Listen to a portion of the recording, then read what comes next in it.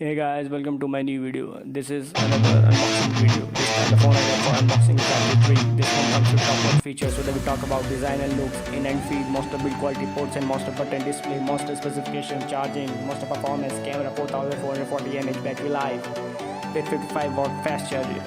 This phone comes with Snapdragon 865 processor. Talking about RAM build, it's in UFS 3.1 with LPDDR5X storage.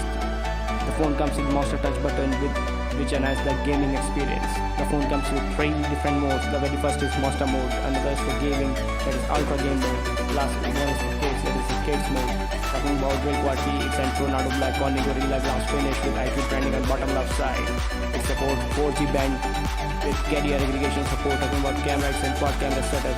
Primary camera is a 48 megapixel, ISO 13 megapixel, wide angle 2 megapixel, depth sensor super macro, 13 megapixel portrait, front camera 16 megapixel, 6.44 display size with super Amoled, FHD Plus with embedded in display fingerprint, 8 weighs 214 grams.